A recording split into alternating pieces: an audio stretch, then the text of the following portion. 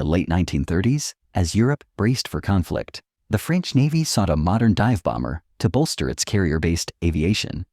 The result was the LN.401, a sleek, single-seat aircraft, often dubbed the French Stuka. Designed to strike with precision from the decks of ships like the Béarn, it promised to bring cutting-edge tactics to naval warfare. Yet, despite its bold design, the LN.401 would face a brutal test in the early days of World War II, earning a place in history not for triumph, but for its valiant, if tragic, service. Unless you're an aviation enthusiast, you might not know much about this aircraft, overshadowed by more famous contemporaries. After all, who could compete with a plane that used its landing gear as brakes in a dive? Hopefully, this journey through its story will shed light on a forgotten chapter of aviation history. To understand the LN.401, we must step back to the early 1930s, when dive bombing emerged as a revolutionary tactic. The French Navy, keen to modernize, issued a specification in 1932 for a new dive bomber. Loire-Nieuport, a company formed from the merger of Nieuport and Loire in 1933, took up the challenge. Under the leadership of designer Monsieur Pilon, the team at Issy-les-Moulineaux began work on the Loire-Nieuport LN.140, a two-seat dive bomber with an inverted gull wing, strikingly similar to the German Junkers Ju-87 Stuka, which flew months later. The LN.140-01 prototype took to the skies on March 12, 1935, but crashed during a forced landing in July. The second prototype met a similar fate in July 1936, killing pilot Jean Decaux. These accidents halted the project, but Loire-Nieuport pressed on, determined to refine their design. By 1936, the company shifted focus to the LN.40, a single-seat dive bomber that addressed the LN.140's flaws. This new design featured retractable landing gear and a more aerodynamic fuselage, aiming for better performance. The French Navy, impressed by the concept, ordered a prototype in 1937, followed by 7 pre-series aircraft for evaluation, including trials on the carrier Berntes. Testing began with the first flight on July 6, 1938, at Saint-Nazaire. However, trials revealed issues. The original dive brakes were ineffective, and the aircraft couldn't dive with full fuel tanks due to stability concerns. Engineers replaced the dive brakes with an innovative system using extended landing gear as air brakes, a solution that raised eyebrows among test pilots. Hopefully, they packed a strong stomach for those steep dives. Despite these challenges, the Navy saw potential and ordered 15 LN.401s, followed by 36 more in 1939, while the Air Force requested 40 LN.411s, a land-based variant without naval equipment. The development wasn't without hurdles. The LN.401's Hispano-Suiza engine, producing 690 horsepower, was underpowered for its role, limiting its speed to 380 kilometers per hour. General Joseph Villemain, chief of the Air Force, criticized its sluggish performance, prompting the Air Force to transfer most LN.411s to the Navy. By October 1939, Loire-Nieuport also experimented with a faster variant, the LN.402, fitted with an 860 horsepower Hispano-Suiza 12Y31 engine, which flew on November 18, 1939. However, France's defeat in 1940 halted further development. The company's persistence paid off in small numbers, with production reaching about 100 units across the LN.401 and LN.411 variants. But the rapid pace of war would soon test the aircraft's mettle. The LN.401 was a compact yet robust machine, measuring 9.75 meters in length, or 32 feet, with a wingspan of 14 meters, roughly 46 feet, and a height of 3.5 meters, or 11 feet 6 inches.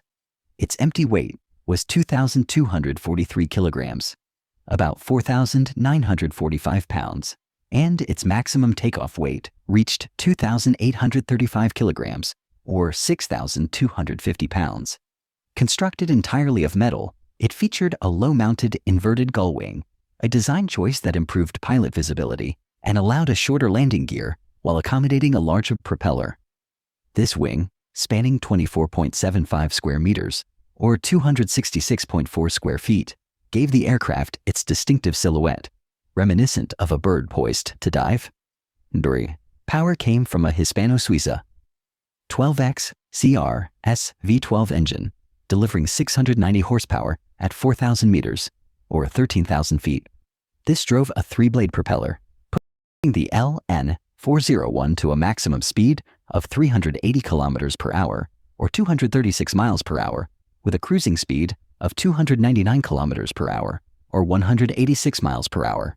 Its range was 1,200 kilometers, about 750 miles, and it could climb to a service ceiling of 9,500 meters, or 31,200 feet.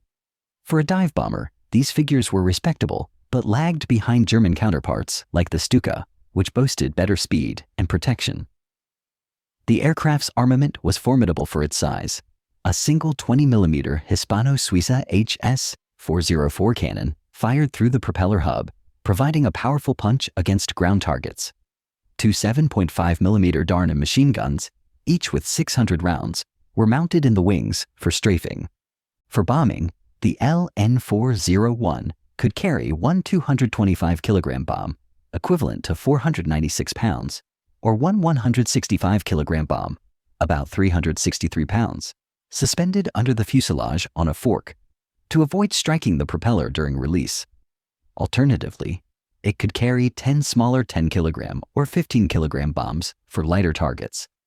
This versatility made it suited for attacking armored columns or fortifications, though its single pilot had to manage all tasks alone.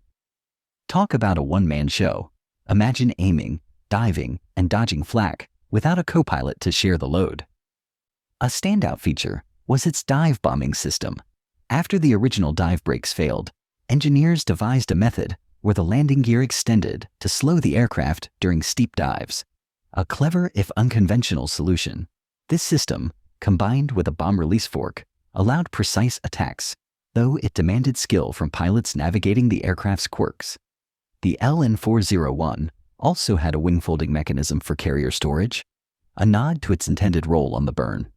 Yet, despite this design, it never operated from carriers, spending its career on land bases. Designed for the high seas but stuck on shore, kind of like a sailor who never leaves port. The cockpit, while functional, offered limited protection, and the all-metal construction, though sturdy, couldn't withstand sustained anti-aircraft fire, a flaw that would prove costly. The LN.401 entered service with the French Navy in late 1939, with 4 pre-series aircraft assigned to Escadrille A, C1 for training at Saint-Nazaire. Production models equipped escadrilles AB2 and AB4, based at Lanveoc-Pulmic and Cherbourg-Crèqueville, respectively. By November 1939, AB2 received its first 16 LN.401s, while AB4 took on LN.411s from the Air Force in February 1940. These units, each with 12 aircraft by May 10, 1940, prepared for combat as Germany launched its invasion of France. The LN.401's first sorties came on May 17th, targeting German motorized columns in the Pas-de-Calais region. However, the aircraft's slow speed and lack of armor made it vulnerable to anti-aircraft fire known as flak, and German fighters like the Messerschmitt Bf 109.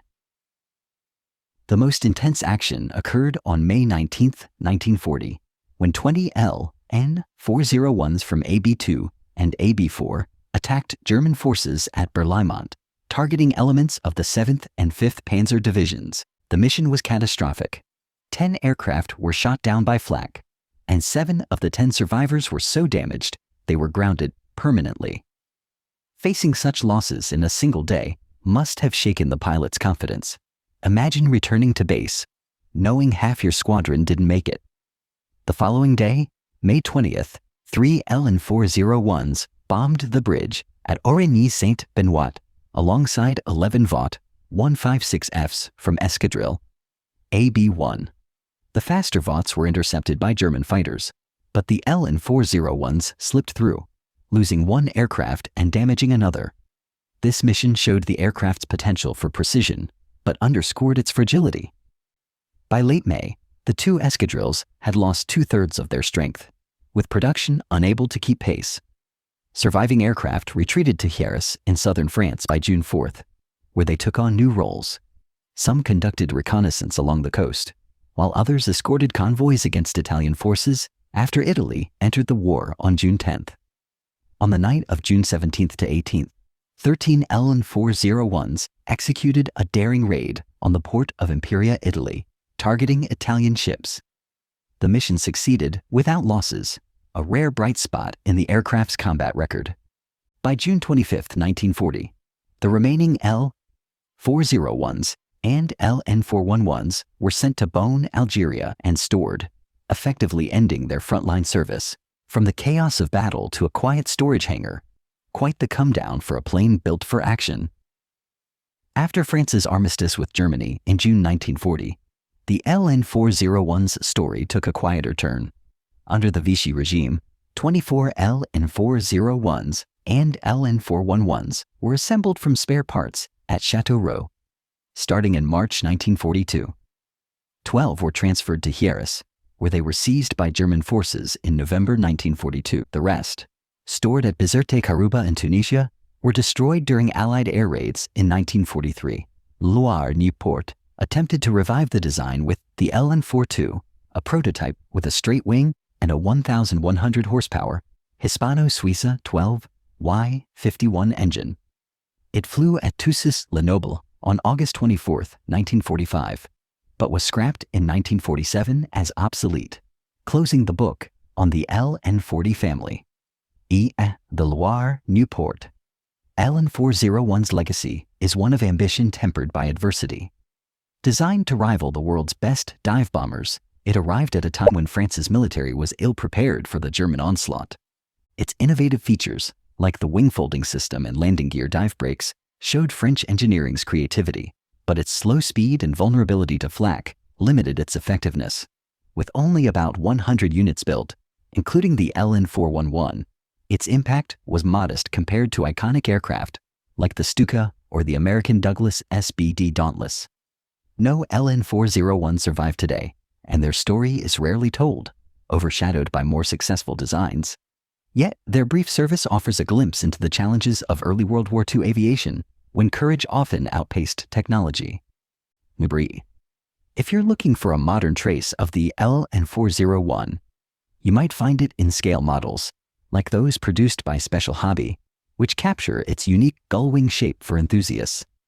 Its obscurity might make it a niche topic, but for those who dig into aviation history, the LN-401 is a reminder of the risks and rewards of innovation.